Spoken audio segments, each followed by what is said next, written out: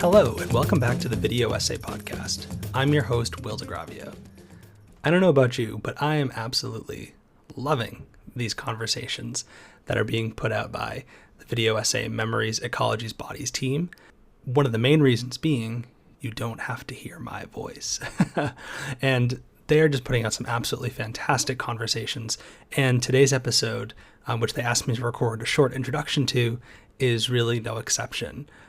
You will soon be hearing Dayna McLeod, Lucy Fife Donaldson, Colleen Laird, and Alison Peirse talking about their absolutely essential new project, or new-ish project at this point, Ways of Doing, which was born out of their involvement in the Scholarship in Sound and Image workshop at Middlebury College. In this conversation, you'll hear Lucy, Colleen, Dayna, and Alison talk about attending that workshop, going through the exercises that were designed by Jason Mattel, Christian Keithley, and Catherine Grant, and how the experience of the Scholarship in Sound and Image workshop got them thinking about how they could create new exercises, new ways of doing, as it were.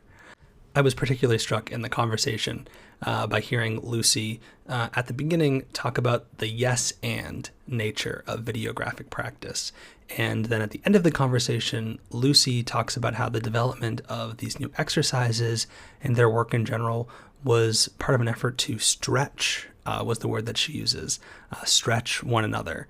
And I thought that was just so absolutely fantastic, and I think really embodies so much about what I admire about videographic work and why I started a podcast to capture this yes and nature of it, and to document how it is growing.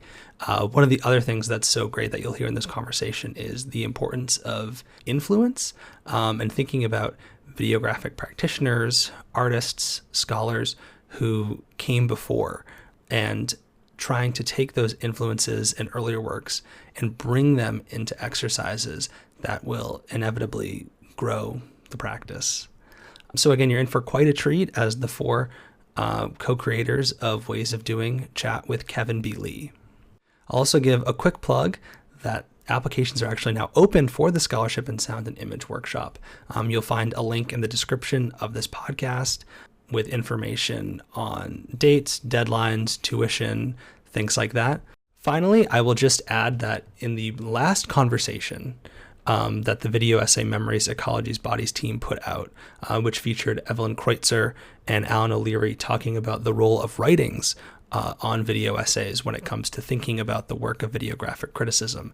Evelyn and Alan talk at length about the work of Miklos Kiss, and Miklos has written a really fantastic response to that episode, but I think is also really an essential piece of writing on videographic criticism in its own right. And so I've linked to that piece underneath Alan and Evelyn's episode at thevideoessay.com. Now, without further ado, here's Kevin's conversation with Dayna, Colleen, Lucy, and Alison.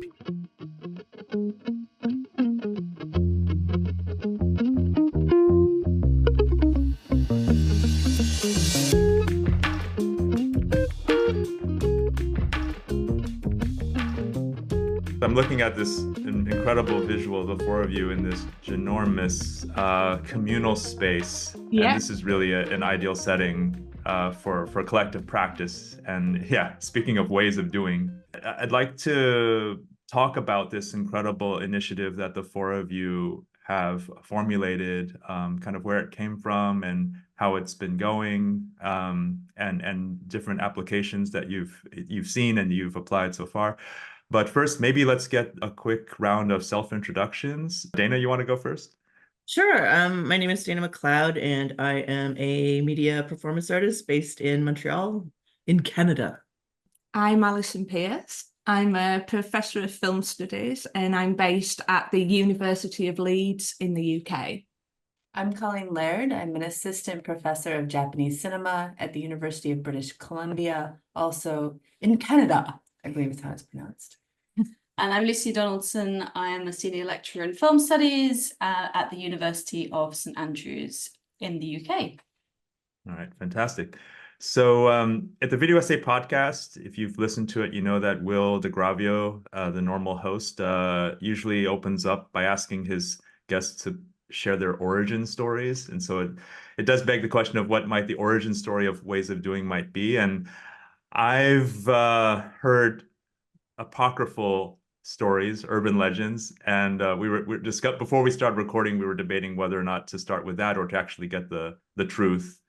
So always the legend, always the urban legend first, surely. Exactly. We need myths and legends to kind of burnish the aura of videographic lore. Yeah, and okay, so I'll share you what I've heard. So it was the 2022 Middlebury Videographic Workshop where the four of you convened. I don't know if you had met each other before then, but it was a very significant experience from what I understand. And, you know, it was the first Middlebury Videographic Workshop to take place after the COVID pandemic, or after the onset of the COVID pandemic. And till that point, you know, I've attended it a couple of times, and I very much have been grateful, if not in awe, of what Jason Mittell, Christian Keithley, and Catherine Krant have formulated in terms of an environment and a methodology that has really resonated with the videographic community, that in many ways formulated a videographic community. So yeah, it was interesting for me to hear stories about how they applied this tried and true Middlebury method, which I myself have referenced in my own teaching. It's really a great go-to. For those who don't know, you can just go to the Middlebury website or just Google Middlebury Videographic Film Syllabus, and you will get a list of exercises that they have used at the Middlebury workshop and in their own teaching at Middlebury College. So the videographic Pechakucha, which is kind of a really nice way of using editing to summarize media contents, voiceover exercises, epigraph, which is like text combined with on-screen images, et cetera, et cetera. So they did all this, and it was very much kind of, you know, everyone spend time in front of their computers, do all the stuff with found footage. It's very much a found footage videographic practice. And what I heard was that whether it was just because people had been sitting in front of their computers for a good 2 years by that point, there was a different way in which these exercises were received. Or another theory was that the makeup the group had collectively significantly more videographic experience or video editing or filmmaking experience, that they had a desire to kind of take on things themselves, come up with their own methods. And so there was something like a divergent path that was forged that may or may not have involved some of the people we're in conversation with now.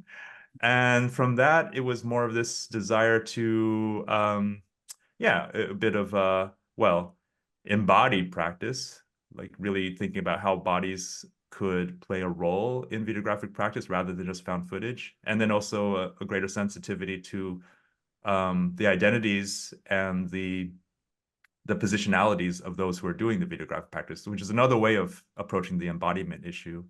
So, and with that in mind, I feel like I've taken up space. I'm just here to like offer the apocryphal account that was received secondhand, and now I'm curious to hear how that matches with the actual experience among the four of you. I mean, accurate. Yes. Accurate. Yeah, I would like I was new to videographic criticism. I hadn't edited anything that was out in circulation before. I was brand new. I wasn't aware at the time of people with different levels of experience in there, because the only person I Googled before I went was Colleen. And then I was like, oh, good, she does women filmmakers too. And that was the extent of my knowledge. So I had no idea that I was sat directly opposite the powerhouse Dayna McLeod, who's like, you know, already genius level. And then there were other people there who definitely worked, or whether it was like Saria and she'd worked in documentary filmmaking. So there were really different levels of expertise and knowledge. I mean, my enduring memory is just don't ask Jason for any more of the parameters, because that creates more rules. Yeah. So work with the minimum level of questions in order to be able to bend the rules without being told off. And I mean, That's because you broke some I rules. do break Wow. the Okay, well, that's super interesting because we recently had a conversation between Evelyn, Kreutzer, and Alan O'Leary about what are the rules, what are the parameters that, and how many of them do we need to define this videographic practice that we're all engaged in, if only for the sake of having some sort of common understanding of what we're doing. So I'm curious about how you approach that question in terms of rules, parameters, guidelines that inform your practice. How did the four of you arrive at a common understanding in contrast to what was established and being practiced at Middlebury?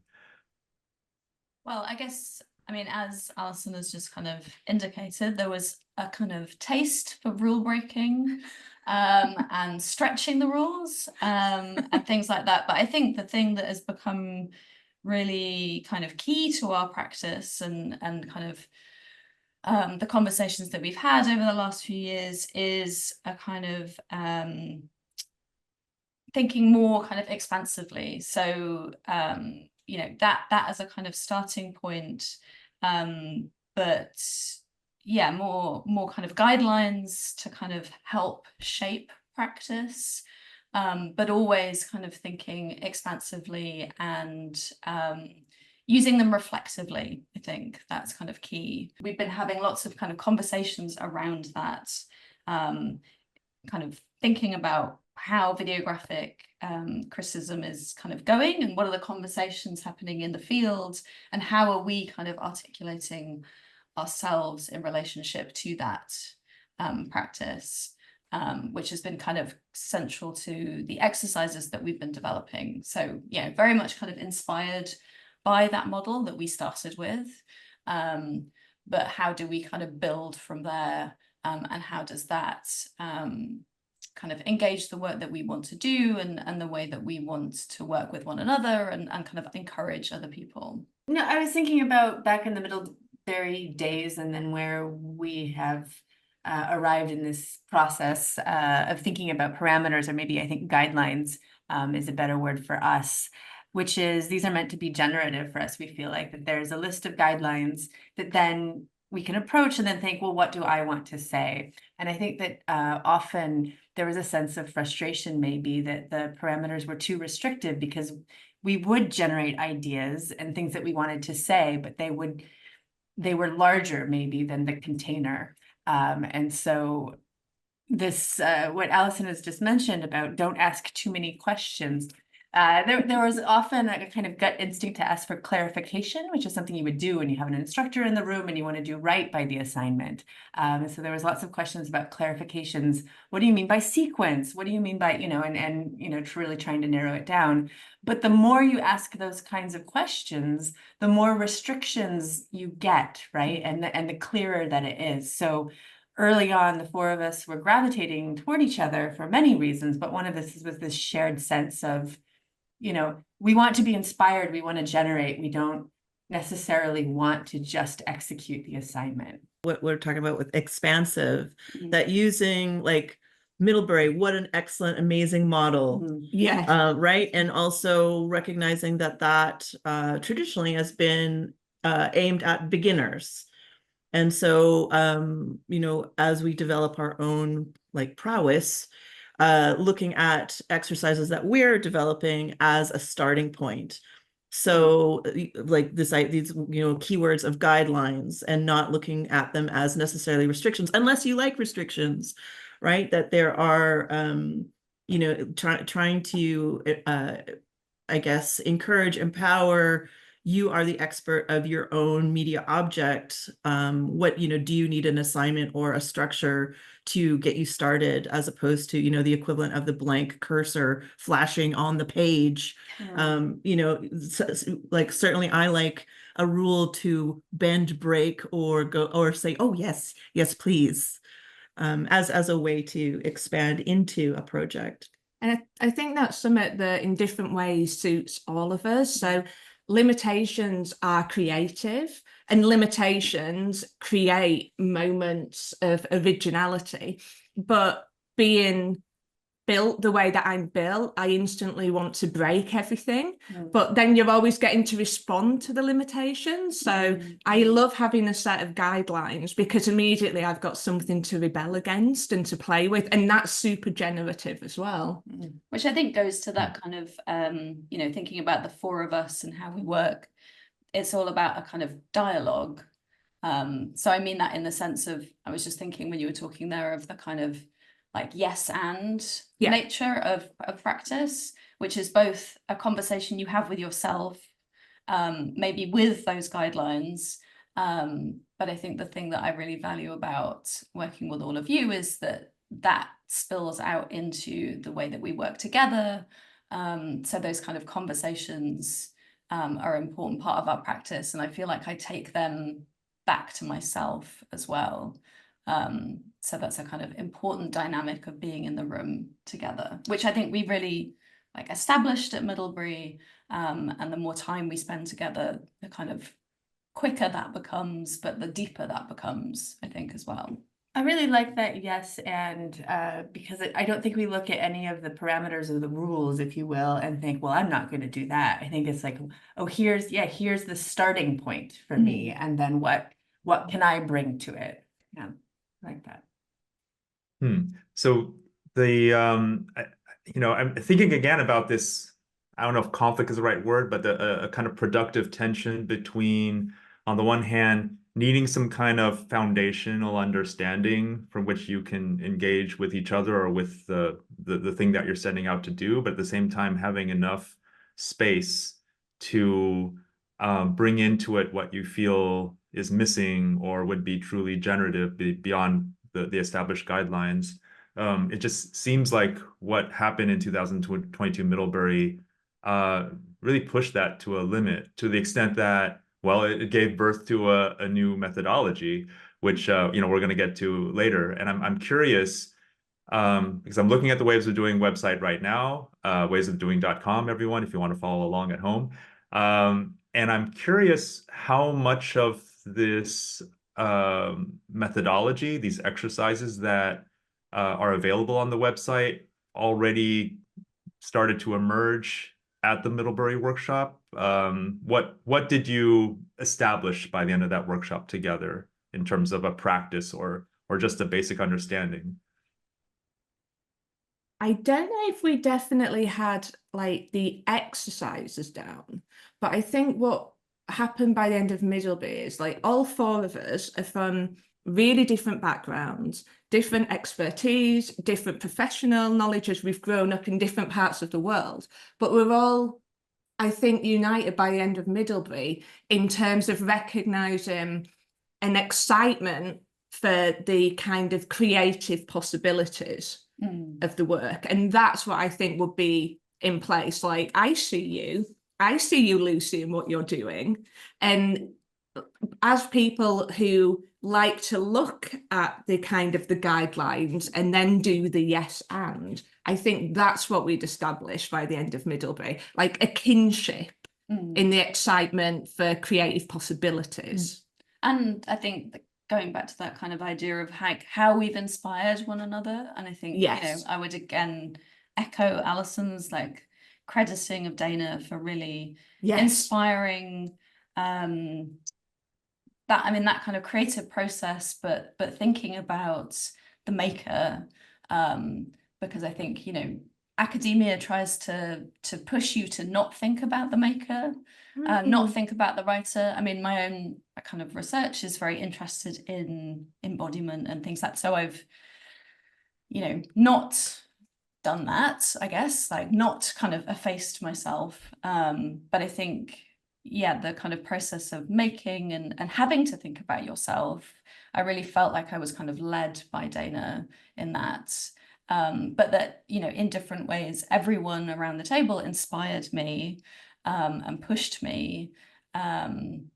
So yeah, I think that sense of like a kinship, and definitely like conversations that we started at Middlebury are continuing, have continued. You know, we've kind of just kept going with those conversations, I think. Oh, well, that's just it. It's about the conversations continuing. And even at Middlebury, you know, the imagination of it, I think maybe is that it's this intense working space and position of mentorship, these relationship with mentors, which it is. But there's also a lot of time outside of that structured working space where there's conversations that are happening. So lots and lots of especially late night conversations where we're talking about what we're going through and how we would like to continue this, right? Because it would just be a shame if this was only a 2-week experience and that was it. So after Middlebury ended, we were already meeting bi-weekly to continue to share work, which generated more work, and continuing on the conversations of, you know, what went well for us, what isn't going well, you know, where do we feel elated, where do we feel like there's room for improvement. So not long after that, we were talking about things that we would like to see maybe in the videographic community that we were just coming into, but, you know, things that we would like to see more of. And also thinking about, okay, are there more exercises that we could do to advance the things that we're particularly interested in? So that happened very quickly. It was just a continuation of the conversation after Middlebury. Yeah.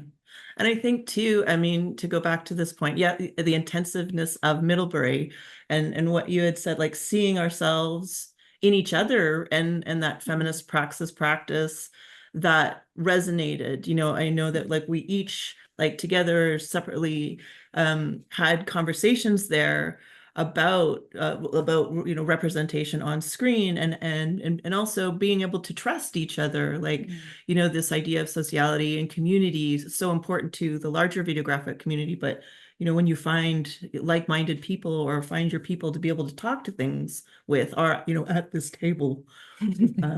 So I'm sorry, I'm getting all emotional now. I want to be back. But actually, like, that is important. Like, and one of the ethoses, if that's a plural, like, is that we're trying to create, like, not just among the four of us, but outwards into the world, like a kind of a nurturing, like caring space, like an ethical space. So much in my experience of academia, and not just videographic criticism, but academia as a whole, can be so self-serving, so cutthroat, based on one-upmanship and gatekeeping.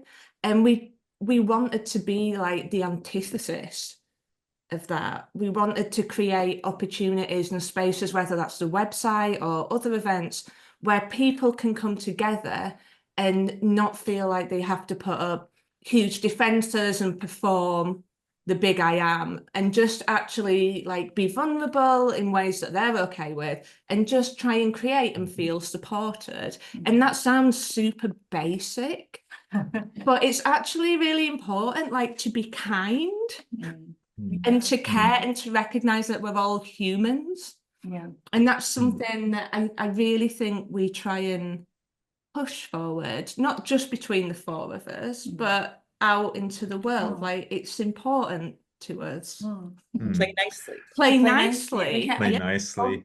I can't overemphasize, like, Dayna, we're bringing all these different backgrounds to it, and Dayna, of course, is bringing 2 decades worth of being an artist practitioner already. And so she's very good at checking us exactly on maybe these weak points that we could have that Alison has just mentioned. So there, in entering to this, it's easy to get really excited and then feel like, oh, I have this new thing that I'm doing and really excited. And then Dayna can kind of like check you and be like, well, there's this world out there that is doing something very similar. So how are we engaging with that?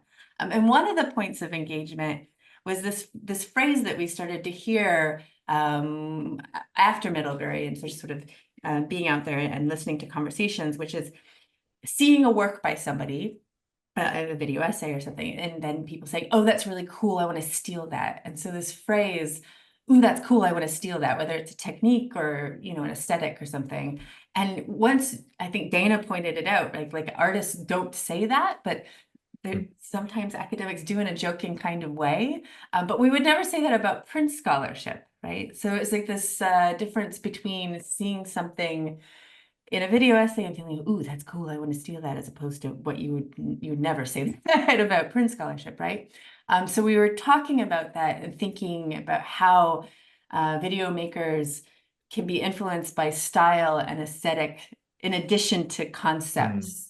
And what to do with the lit review when you're doing video making. And so this was the generation of the feminist citation practices already right after Middlebury. So yeah, the ball was rolling, and it's right, because the feminist citational practice, we can talk about that in terms of how that, I don't know, in some ways can function as a critique of established academic citational practices. I mean, it's interesting what you say, Colleen, about, you know, that this term of like, oh, I want to steal that, somehow making transparent a kind of mutual exchange, or that you are, you know, it's not just taking, but also being inspired. So you're also receiving something from another author. And so kind of making us be more thoughtful about the politics and the dynamics of being inspired, of exchanging information. So how did the feminist citational practice exercise come about? Did it come about during Middlebury or shortly after? And yeah, what was your thinking in formulating these exercises? Well, maybe we can talk about, I feel that conceptually, the feminist citational practices evolved as kind of the origin story is where I would put that. Yeah, and I think it's the feminist citational practices is something that I think all four of us think about in different ways in the work that we do.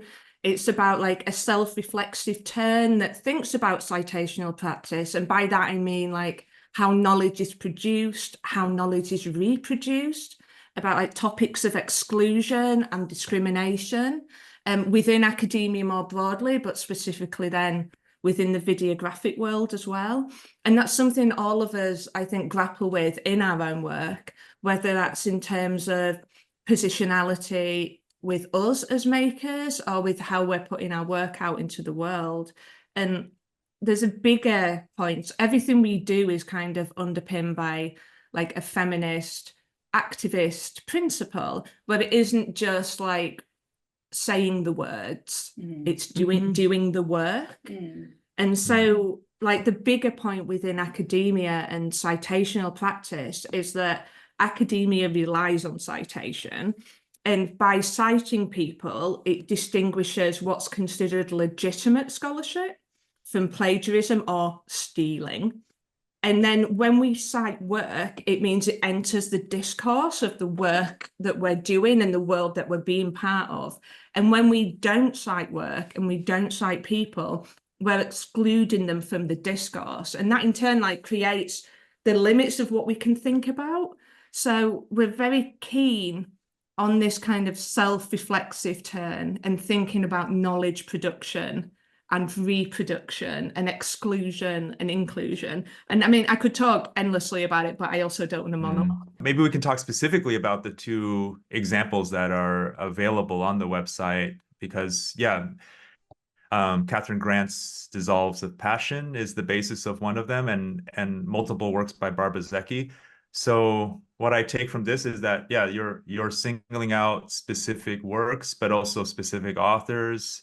And in some ways, because, you know, there's always this question of which video essays should we be paying attention to, which ones should we be learning from. And so this is very much a curatorial act, and also a way of kind of proving the value of these works by generating new works from them.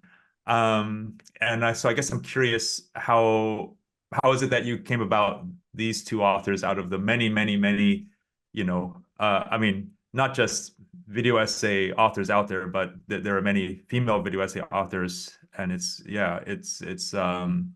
always a question of like, what does it mean to choose one or two examples as exemplars over others? What is the significance of that gesture? Absolutely. I mean, I think, you know, that kind of, as you just put it, that close relationship between citation and curation. So being mindful of who you cite, and that being a kind of act in itself of solidarity, of highlighting people's work.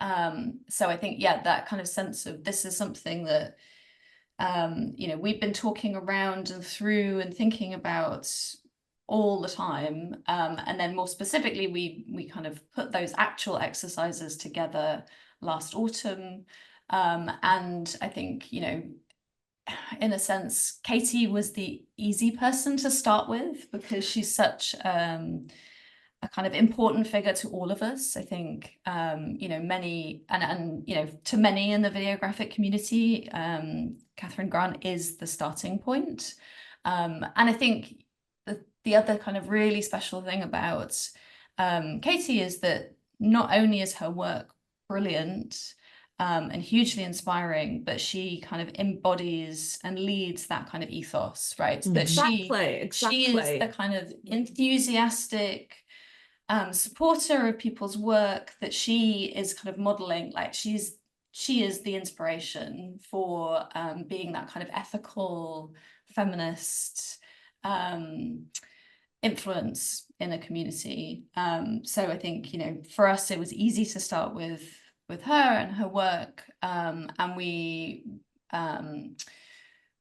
attended a talk where she was speaking about dissolves of passion. So that's kind of why that particular, you know, obviously there are so many work that we could have chosen, but she was talking particularly about that piece and the process of making it, and these kind of particular you know, self-imposed rules that she's kind of given herself.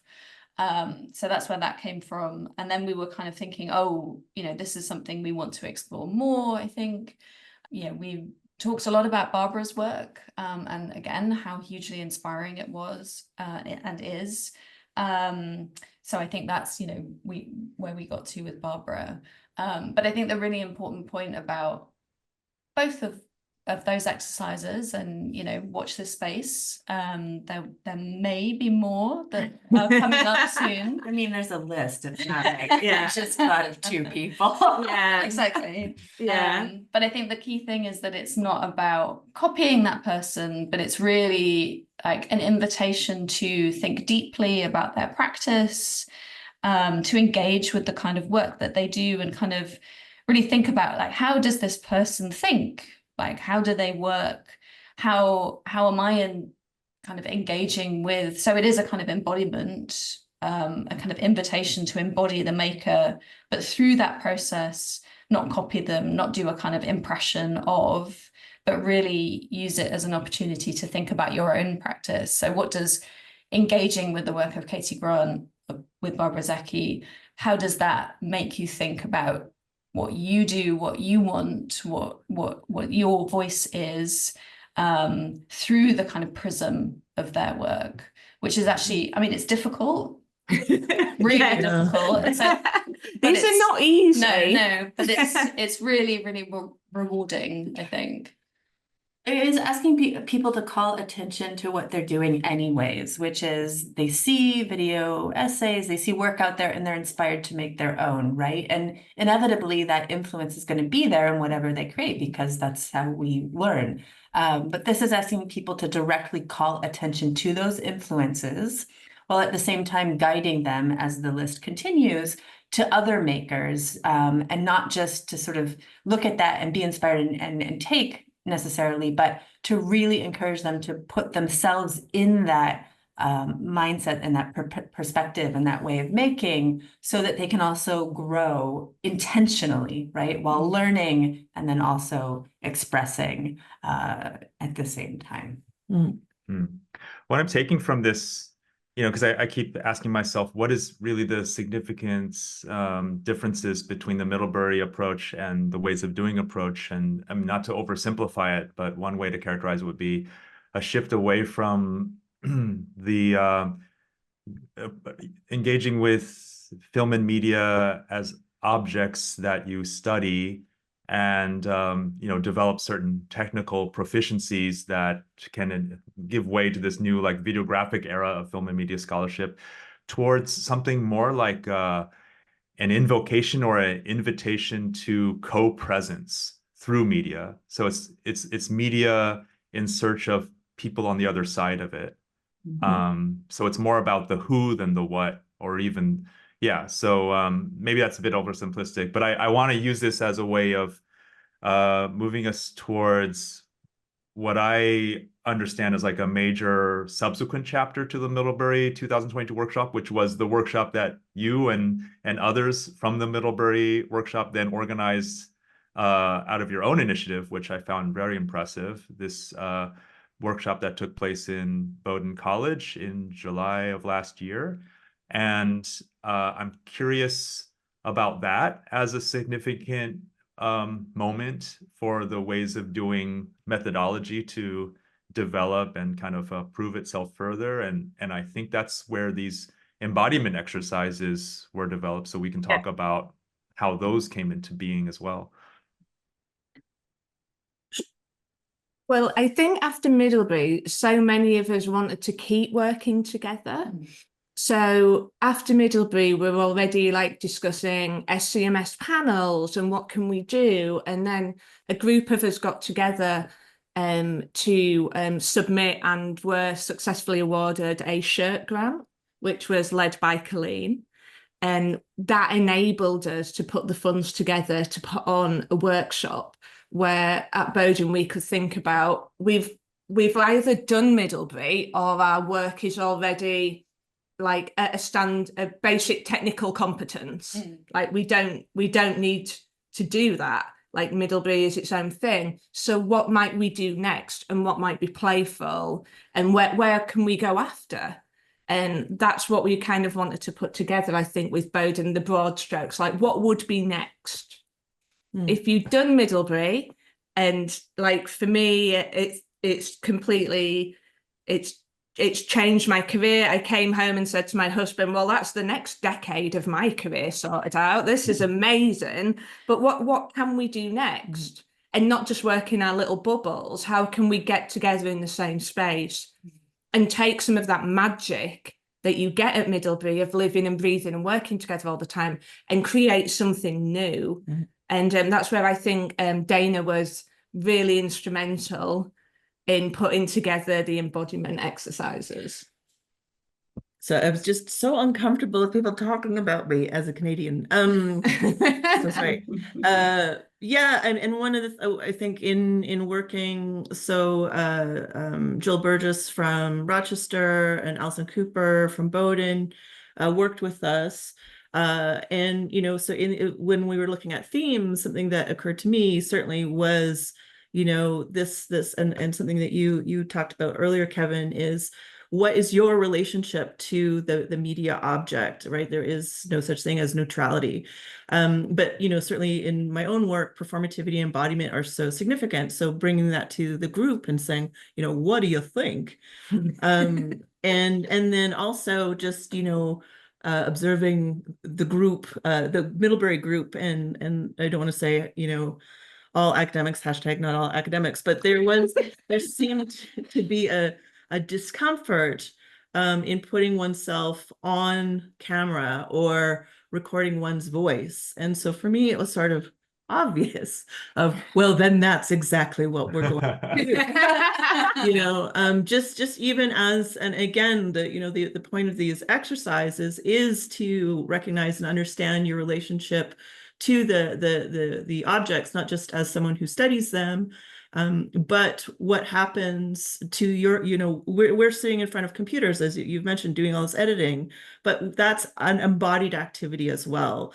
So really trying to parse out, coming up with these different themes, of sound, but approaching sound differently than a voiceover, right? We do the voiceover exercise at Middlebury, but what other sounds does the body make? Insert fart joke here, but and working with, so one of the first exercises, and again, these are all housed at Ways of Doing. If you want to play along, if you want to try them out, And when we were doing the Embodying the Video essay workshop, one of the things I really wanted to pull out was a very cheap contact mic to, as a starting point, just to kind of, on our first day, disrupt perhaps our approach to sound. And working together. I think that was really something that was so significant at Eve, Embodying the Video essay, at the Eve workshop, of having to work together. Okay, so just for sake of production, can you hold this mic for me? Yes. But then also all of the ideas that are generated, and certainly the bonding that happens, becomes so significant and was such an important aspect of that work, I think, at Embodying the Video essay. Yeah, and so many of the exercises that we ran through at Middlebury, they can be done by yourself. And that's important because people will go back and then you are alone and you're making these things. And in designing the exercises, we are very much thinking about how do we maybe push people outside of their silos and create something in where they actually need an extra set of hands in addition to extra set of minds, right? So those things are coming together. So certainly for me, this was my first experience in opening up out of my shell and needing to brainstorm with other people, but also rely on them to help me hold the thing, right? I just can't do this on my own. And then that continued on of thinking about, I no longer can think about a project as just my process, my way of doing. It's actually, I need my community around me to help me make these things in a tangible way, not just in a conceptual way. And both bleed into each other, right? That holding the mic is, well, what are you trying to do? How about you do it this way, right? And being receptive to that.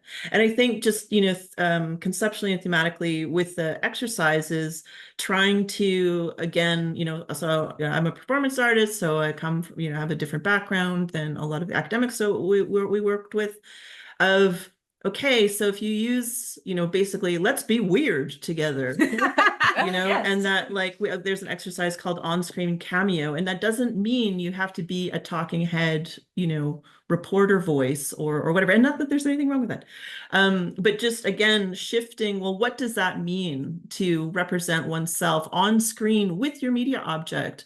Right, in terms of, your identity, but also, is it just, your hand? Is it your voice or breathing? Or, what if we start to kind of, in a similar approach to, fracturing the media object in a video essay, what happens if you start to approach the body or embodiment as fractured experience? What do those different pairings do to your final piece? So I certainly, that was something that we talked about, just to try to just shift that perception and implicate you as a maker more, not, again, get away from this kind of neutral position, which is, again, not a thing, in relationship to the media object, but then also in sharing that work. Like, what does that do? That was, I think, a question that was central. Well, what does this do? And what does this do? I mean, literally, what does this microphone do? Yes, yeah. But but also, what does that assembly do when you digitize yourself and digitize your experience into that process? About that, like having to do something physical, like sharing microphones, working with people, but the brain sharing as well. So that kind of, if we're really talking about embodiment, it's not just doing something with your body, but it's how does your mind and your body talk to one another, and how do you make work through that kind of shared combination. Like the mind is in the body. Yeah, exactly. That's what it was. I think that's an important biological fact that we have to acknowledge, that knowledge production takes place within us and our positionalities. Still, I listen to the ways that you describe these embodiment exercises, and it just shows that you have a very multifaceted way of thinking about what a body is, what it can do in relation to media. And so I kind of want to relate it to mainstream practices of embodiment in media, because and how and the implications this has on like a quote unquote embodied turn in videographic film studies in academia. So, two examples I have in mind. I flash back to as early as 2012, where I had an encounter with a female film critic who had been established and working for decades as a film journalist. And, she heard about what I was doing with video essays. And it's interesting because my video essay practice at the time was basically found footage, like very Middlebury-ish. Never filmed myself on camera up to that point. But when I said I was making video essays, she just reacted with almost like a visceral sense of rejection. Like, yeah, people like you are actually driving me out of work because my employer is increasingly asking me to film myself giving film reviews on camera because that seems to be what the audience wants more and more. And I felt, very bad for her because, yeah, this is not what she signed up for and it's not what she was trained for. And I think if I remember correctly, she said, yeah, the reason why I practice this craft of text-based criticism was that I wouldn't be subjected to these judgmental gazes. So this question of embodiment, yeah, I mean, there are different ways of playing that and kind of, can one actually be excused from the demands of an embodied regime of labor? And I relate this to, the rise of selfie culture in the last 10 or 15 years with Instagram and social media, and people, especially women, being sort of expected to perform themselves as embodied subjects in order to be, given attention, given social credit. And, what sort of paradigm does this produce and how do we push back against that? And so this is all ways saying that ways of doing is super relevant as a space to reflect critically on embodied politics at large, and then specifically within academia.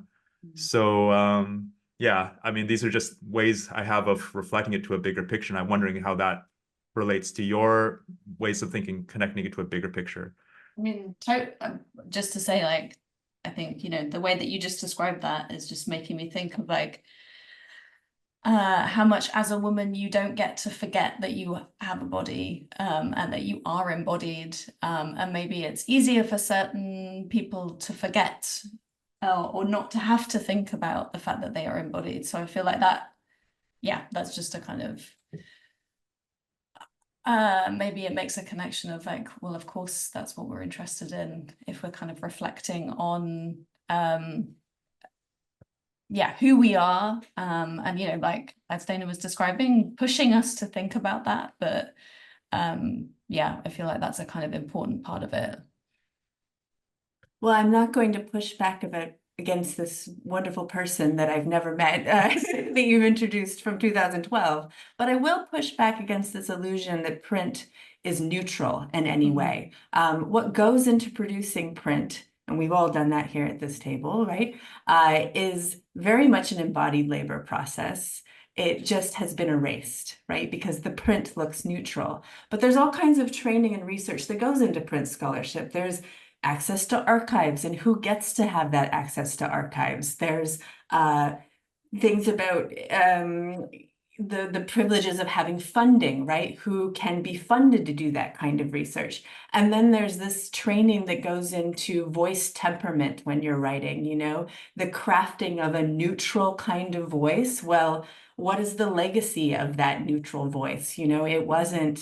It was male dominated, right? That's where scholarship comes from. And so the process of going through that education and training is all about tempering, pulling back, learning to fit into a very normative male structure. And so that also takes a toll and it's very laborious, but we have this illusion that it's neutral.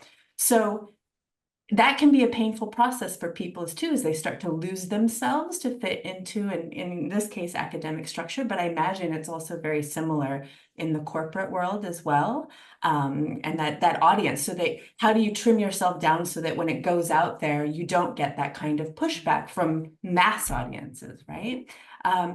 Putting yourself into it, there's also going to be risks, especially for people whose bodies are treated in certain ways that are objectified or minimalized or marginalized.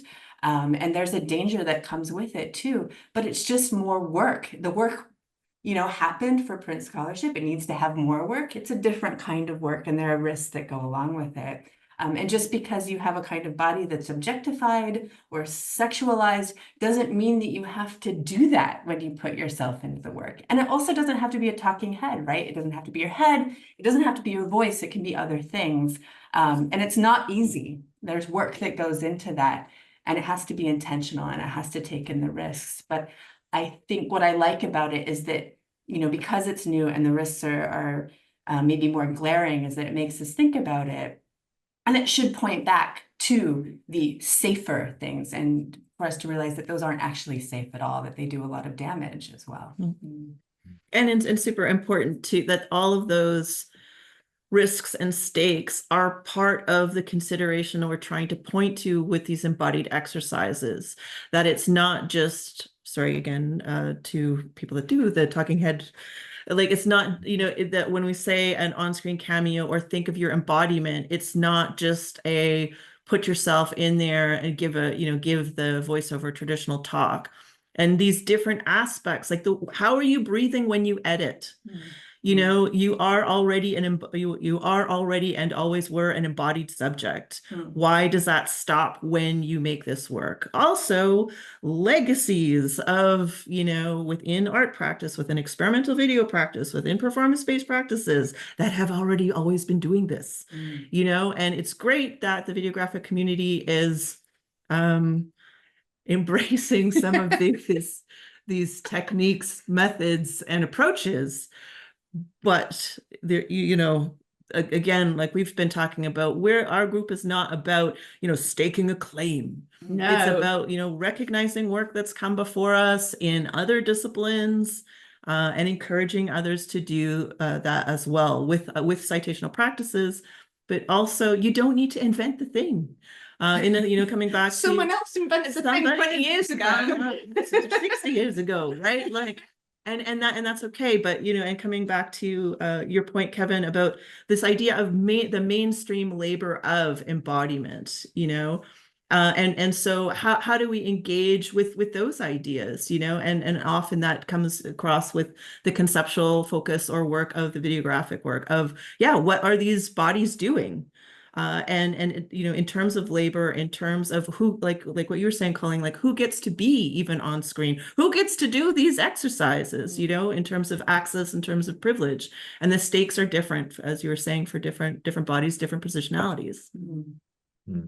Yeah, it's clear that you've put a lot of thought into how, on the one hand, like embodiment, you insist that embodiment has a role to play and it cannot be ignored. At the same time, these exercises have a considerable amount of flexibility in how they can be interpreted and appropriated by each person. So I'm kind of bring us up to date. I'm curious to hear, have you heard feedback from anyone who's put these exercises into practice? Or have you used it in your own teaching so far this year, or since the Middlebury workshop? How have you seen ways of doing kind of out in the world? Well, I haven't been teaching this year. It's been my great privilege to not do that because I was on sabbatical. But I know that Barbara Zecchi used the Barbara Zecchi exercise in her classes, which, I mean, what an honor to have that happen, really. The reception from her was so positive. I mean, Katie was also very, very positive in receiving what we made to honor her. And that was very rewarding, but also to hear about how, if you've created an exercise in the name of somebody and then they take that into their classroom and they're energized by it, and then their students can also see the impact that their instructor in front of them has had on other people, right? Against this kind of snowballing event. So that was apparently generative. And on the Ways of Doing website, we do host a number of examples from, obviously, we've got some examples on there that we've made, but we also host examples that other people have made in response to the exercises. And if I go on that page, I just feel really like proud. It's like, hey team, we made a thing. But also when you just see this like bank of different video essays from people from all over the world, and it's like people have been energized by and responded to it. And I think it's just a great thing to make something and for it to go out into the world. And again, in traditional academia, you might work on something for 3 to 5 years, and then you publish it and it kind of goes wah wah, and like no one ever discusses it. And one of the joys of this kind of work is it is public facing, and so many elements of it can be open access, and we can just see this wall of kind of inspiration that comes up, and it makes you realize that you can make an intervention and it can have impact, and that other people are interested. And it's not just us four going, hey, naming has power, feminism, citation, like other people are responding to it in a really positive way. Yeah. And if your listeners would like to do any of these exercises, please do, or teach any of them, please let us know. So waysofdoing.com, let us know if you're using them in your classrooms, but also if you make an exercise, send it to us, and what is the polite way to say, we might put it up. I might take you up on that, because I'll just offer very briefly that we did use some of the exercises in our video essay workshop this past semester with master's level students in the Architecture Academy where I teach, which happens to be very accommodating and interested in film and media studies as a way of having a different way of approaching spatial practices. And so in a way, embodiment resonated a lot with architecture students, because it was about having to think more about bodies in spaces. And what I did, or what my co-instructor Sylvia Cipoletti and I did, instead of what I normally do with the first assignment, which is the Middlebury Pechacucha, tried the embodied supercut, because in some ways it does similar work as the Pechacucha in taking a large media object and kind of cutting it down. But with the added emphasis on embodiment, it gave us a more precise thing to focus on. And it just so happened that because I also work with the Locarno Film Festival, they were hosting an event with Alice Diop, whose films deal very much with embodied subjects' relation to feminism. So using her films as the main material, it provided a lot of rich, focused engagement with bodies in her films, and having the students think about themselves as spectators viewing specific bodies, bodies of a certain class, bodies of certain color, races, or experiential backgrounds. So, and then that led to a whole question of ethics, which honestly, I never have engaged with as intensively as I had with this example of like, what does it mean to be in the privileged position, not only of spectator, but editor, to actually work with this material, and how do your editing decisions and somehow articulate a relationship that you're having with these on-screen subjects.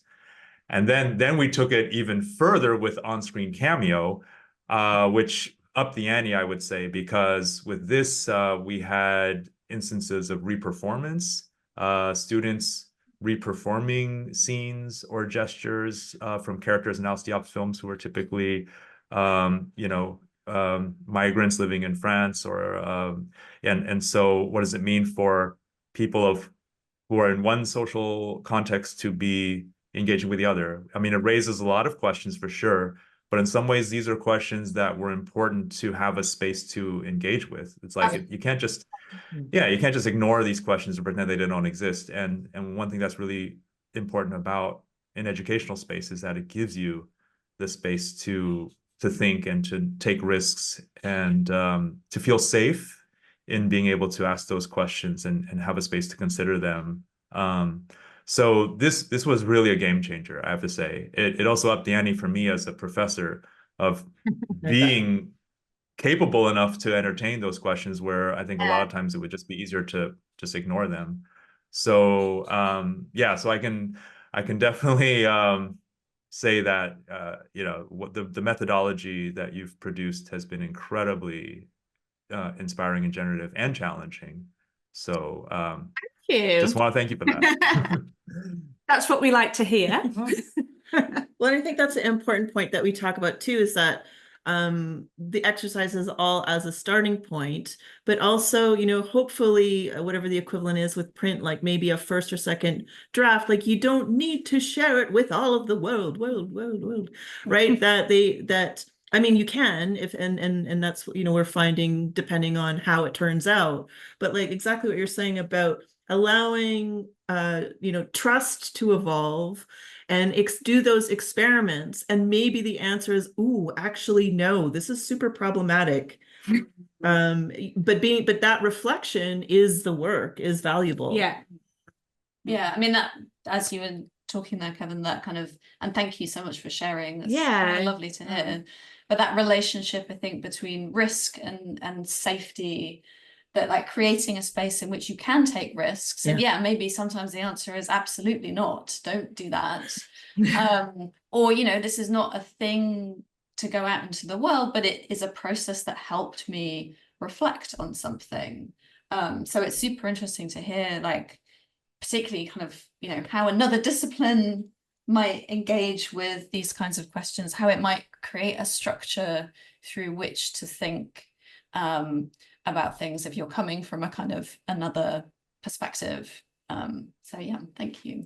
I wanted to give an example of this too, is that, without naming any names, but when we ran some of the exercises at the workshop, there were a couple of people in our cohort who were working on content by self-identifying women makers, right? And they were working with that content, and they wanted to take this kind of like feminist stance for it. And then, in asking these self-identifying male makers to do a voiceover, right? And then that created and this happened multiple times actually with different people, of like this awareness of like, oh, but I'm inserting my voice, my male voice, into these works that are by women, and this makes me feel uncomfortable, and how do I negotiate this, and what do I do? And the conversations that came out of that would not have happened, right, in print. There would have been just like, I'm writing an article and I've done the research and here's my argument and here it is. So doing this work in a different way highlighted that, right, and brought it up to the forefront in not a way that made anybody feel comfortable or even presented a solution, but it created a spotlight that I think is necessary. Yeah. In a way, it kind of brings us all the way back to Middlebury, because if we think about what you did as a quote unquote breach of protocol, and the risk that Kevin, that's your yeah, well, yeah, I didn't. Okay, I said that, but I didn't use the word mutiny, so at least. But anyway, just in terms of the risk that takes in terms of destabilizing an existing understanding of what we're in here doing together, but a risk worth taking. And so as a way of kind of testing and reformulating and rebuilding a sense of trust and social cohesion. So all this is to say that, again, I think you've upped the ante with ways of doing, because it's no longer about media making. In many ways, it's a social engineering project. It's about, it's about co-presence. It's about what it means to be together, to be doing this work, and how we are not just engaging with materials, but with each other. Yeah, completely. It feels like big questions, like we're trying to ask bigger questions that apply certainly when we're talking of videographic criticism, but are just as transferable beyond our little world to go out into different kinds of environments as well. And I think it's the kinds of questions that all of us are interested in anyway. And, for better, for worse, we've turned our attention to them in terms of videographic criticism, but they're big, important points about who we are in the world and how we engage and what we make. They're things that we should be thinking about. And that we can take to other places, and other spaces, right? The word that I keep thinking about in this conversation is stretching, that we like stretch one another.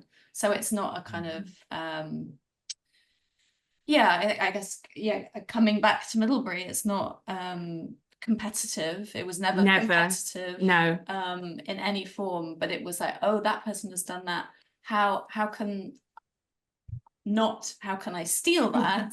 But how can I be inspired to stretch myself to expand into that space that is being created, co-created? And I think you're right, co-presence is such a great word, and a great kind of, that's a principle, that being together in an embodied space, in a ginormous farmhouse in Yorkshire, that's a really, really important part of both making work but generating conversation, thinking beyond the kind of present thing that we're working on. Yeah, you definitely got me thinking about how I can create a space like that for myself and people around me. So thanks for the inspo/FOMO. Any last thoughts or things that we should be looking forward to coming from Ways of Doing? Well, I'm not going to tell you the specifics, but I would say there are definitely things coming up, some of which may be in the near future for release, and they're pretty good. So sign up to our newsletter. Yeah, sign up to our newsletter. Things are coming. This week in the farmhouse has been very productive. We are in our farmhouse era, and it's been very generative, and there's stuff coming.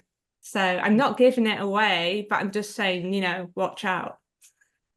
All right. So from the embodied turn to the bucolic turn in video essays, this is the new trend to look for. We all have to look for farmhouses to inspire ourselves. Well, thanks again.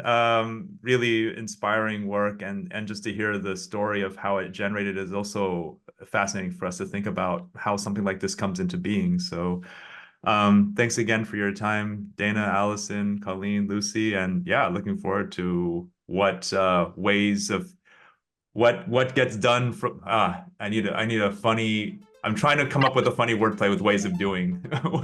Which ways of doing you will lead us to. Well, thank you for having us. Thank you.